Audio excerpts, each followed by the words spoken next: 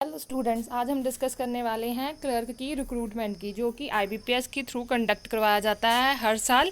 Clear. आपको पता है आईबीपीएस है जो एक साल में आरआरबी के अंडर है, आरआरबी के अंडर पीओ क्लर्क करवाता है कंडक्ट। इसके अलावा सिंपल पीओ कंडक्ट करवाता है और क्लर्क कंडक्ट करवाता है। बच्चा, जो क्लर्क का एग्ज़ाम रहता है इसमें कुछ चेंजेस रहते हैं। क्या चेंजेस रहते हैं? ये तो एक स्टेट का एग्ज़ाम है। क्लियर। स्टेट लेवल का होता है। इनकी पोस्ट भी जो रहती है वो भी स्टेट लेवल की होती है। प्लस जो इनकी कट ऑफ जाती है, मेरिट लिस्ट जाती है, वो भी स्टेट वाइज जाती है।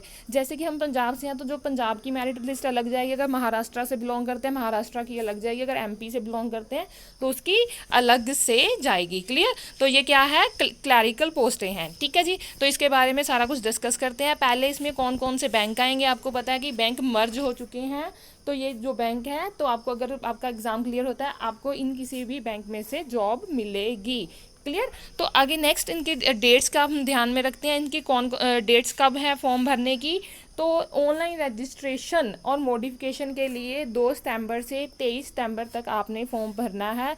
बच्चा, लास्ट डेट की वेट ना कीजिए, क्योंकि लास्ट में वेबसाइट बहुत हैवी हो जाती है, सर्वर बहुत हैवी हो जाता है और कुछ बच्चों का जो है फॉर्म नहीं फिल कर पाते। तो अगर आपने फॉर्म फिल करना है तो आप स्टार्टिंग ही डेट्स में फिल कीजिए। क्लियर। तो नेक्स्ट आ जाता है पेमेंट। पेमेंट भी 2 सितंबर से 23 सितंबर तक है।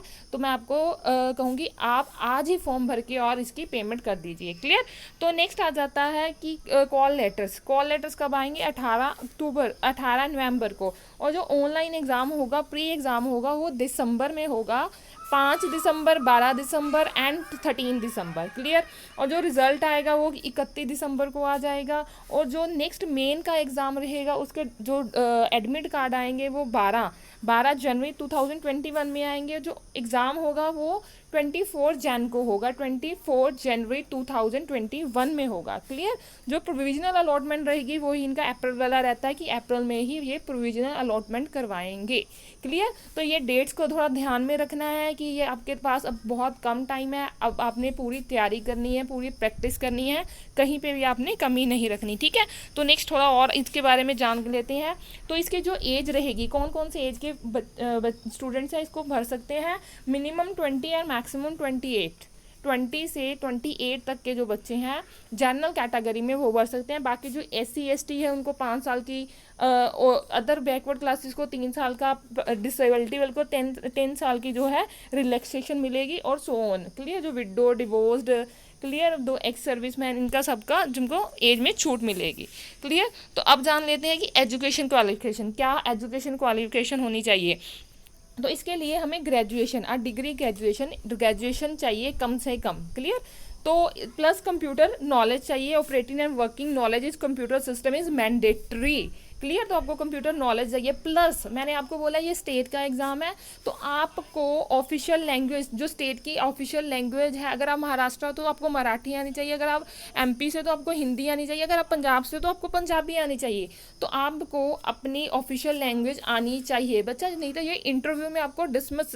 इंटरव्यू में क्या होता है, कई बार क्या रहता है, वो आपको आपकी जो ऑफिशियल लैंग्वेज है उसको रीड करने के लिए बोलते हैं, उसके न्यूज़पेपर कि अगर आप पंजाब से बिलोंग करते हो तो अगर आपको पंजाबी नहीं पढ़नी आती तो कई बार क्या होता है वो इंटरव्यू, पहले क्या होता था इंटरव्यू, अब तो इंटरव्यू नहीं, इंटरव्यू में ही पूछ लेते थे, पर अब उन्होंने मैंडेटरी बोला हुआ है तो आपको ऑफिशियल लैंग्वेज आनी चाहिए। क्लियर।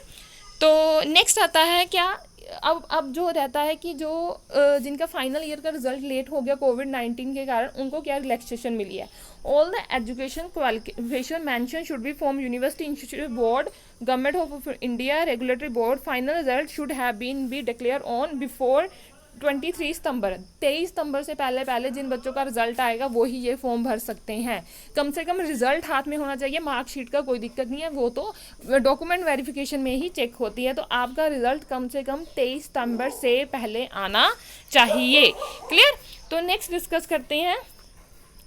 नेक्स्ट बहुत कुछ दे रखा है, ये गाइडलाइंस है आपको फॉर्म भरने की। तो नेक्स्ट आ गया क्राइटेरिया, एग्ज़ाम कैसे होगा, प्री एग्ज़ाम में क्या आएगा, मेन एग्ज़ाम में क्या आएगा। प्री एग्ज़ाम में तीन सेक्शन आएंगे, that is English, numerical ability means math और reasoning. Clear, total 100 question, English 30 रहेगी और न्यूमेरिकल और रीजनिंग 35 रहेंगे और सेम मार्क्स रहेंगे।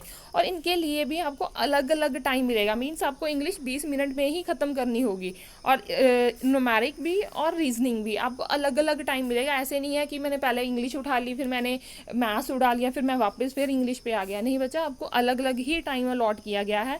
तो आपको हर सेक्शन और फुल सेक्शन में टोटल में से भी पास होना ज़रूरी रहता है इसमें। क्लियर। तो नेक्स्ट आ जाता है जो फाइनल एग्ज़ाम, मेंस एग्ज़ाम होगा, उसमें क्या रहेगा। पहला जनरल और फाइनेंशियल अवेयरनेस, मीन्स आपका जो रहता है बैंकिंग वगैरह का, ये इसमें सारा कुछ आएगा। जो 50 क्वेश्चन होंगे 50 मार्क्स से होंगे, बट टाइम कितना होगा, 35 मिनट्स रहेंगे। इंग्लिश आएगी 40 क्वेश्चन 40 मार्क्स से और 35 मिनट रहेंगे। रीजनिंग और कंप्यूटर प्लस करके आएगा 50 क्वेश्चन 60 मार्क्स से और 45 मिनट दिए जाएंगे। और क्वांट्स के लिए 50 क्वेश्चन और 50 मार्क्स 45 मिनट से दिए जाएंगे। टोटल 100 क्वेश्चन 190 क्वेश्चन और 200 मार्क्स से 160 मिनट। बच्चा मैथ्स में स्पीड होनी ज़रूरी है, क्योंकि 50 क्वेश्चन है आपको 45 मिनट से, मीन्स 5 मिनट कम ही मिल रहे हैं। हर एक क्वेश्चन को 1 मिनट से कम टाइम देना है। आज से ही आप प्रैक्टिस शुरू करोगे तभी आप कर पाओगे। मेंस में भी आपने देखा कि आपके पास सिर्फ 20 मिनट्स होते हैं। क्लियर बच्चा, जो कैंडिडेट काफ़ी साल से प्रैक्टिस कर रहे होते हैं उनकी स्पीड अच्छी होती है। तो ऐसे मत सोचो कि हाँ मैथ्स ईजी आता है प्री में, तो नहीं। तो क्वेश्चन जब तक आप प्रैक्टिस नहीं करोगे तो आप अच्छा परफॉर्म नहीं कर पाओगे। क्लियर। तो नेक्स्ट हम चाहते हैं कि फीस स्ट्रक्चर क्या रहेगा और कितनी कौन सी स्टेट में कितनी पोस्ट रहेंगी। क्लियर। तो ये आपका जो है कोविड-19 के कारण कुछ है कि आपको ग्लव्स मास्क पहन के जाना है, अपनी वाटर बोतल लेके जाना है, सैनिटाइज़र लेके जाना है, अपना पेन लेके जाना है।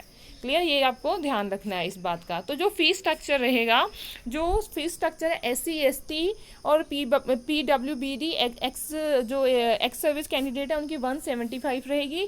और जो बाकी रहेगी है कैटेगरी जनरल वगैरह OBC रह गया, उनका क्या रहेगा 850 फीस रहेगी, जो लास्ट टाइम से ज़्यादा हो गई है। क्लियर बच्चा, जो इसकी फ़ीस का है मोड वो भी ऑनलाइन रहेगा।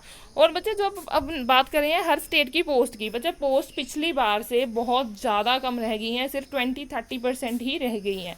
क्लियर, इन्होंने सब कुछ दे रखा है। ये देखिए, ये क्या है, अंडमान निकोबार में तो कोई पोस्ट ही नहीं है। क्लियर। तो नेक्स्ट आ जाता है आंध्र प्रदेश में 10 पोस्ट हैं। अरुणाचल में क्या है, 1 पोस्ट है। क्लियर। तो बहुत ज़्यादा कम हो गई हैं। असम में 16 है, बिहार में 76, चंडीगढ़ से बिलोंग करते हो तो 6 पोस्टें हैं, छत्तीसगढ़ से 2 पोस्टें हैं। क्लियर। तो दादरा एंड नगर हवेली में 4 पोस्टें हैं। अभी दिल्ली की बात करते हो तो इतना बड़ा दिल्ली के बाद भी 67 ही पोस्ट हैं। तो पिछली बार से बच्चा बहुत पोस्ट कम हो गई हैं और जो है कंपटीशन उतना ही हाई रहेगा। तो आपको आज से ही तैयारी करनी होगी। बच्चा जिन लोगों ने मेरा चैनल को सब्सक्राइब नहीं किया तो सब्सक्राइब ज़रूर करिए, और हर आपको टॉपिक वहाँ पे मिलेगा प्रैक्टिस के लिए। क्लियर। अगर आप हरियाणा से बिलोंग करते हो 35, हिमाचल 40। क्लियर। तो देखिए कितने कम पोस्टें आपकी इसमें रह गई हैं। तो अगर MP से बिलोंग करते हैं 75।